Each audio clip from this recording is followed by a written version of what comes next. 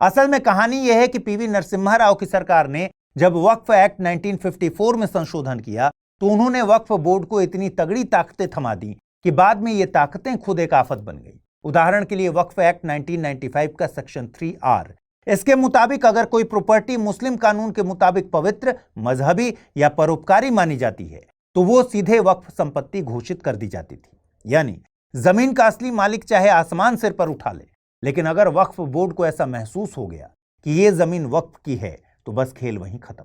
ऐसी ही एक ताकत पुराने कानून की धारा 40 में थी। यह धारा किसी जमीन का मालिकाना हक तय करने का हकदार तय करती थी। ये कौन होता था? कोई कोर्ट कचहरी नहीं, बल्कि खुद वक्फ बोर्ड का सर्वेयर। मतलब खिलाड़ी भी वही, अंपायर भी वही और स्कोर कार्ड भी इन्हीं के पास। अगर बोर्ड को लगता कि कोई जमीन वक्फ की है तो साबित करने की जिम्मेदारी उस बेचारे जमीन मालिक पर थी कि वो बताए कैसे उसकी जमीन वक्फ की नहीं है। अब सोचिए जरा, कागज पत्तर तो अक्सर पुराने जमींदारों या गांव के गरीबों के पास अधूरे होते हैं। सिस्टम की मार से वैसे ही पीड़ित लोग जिनके पास आधे अधूरे दस्तावेज थे, उनके लिए कानून आफत बन गया।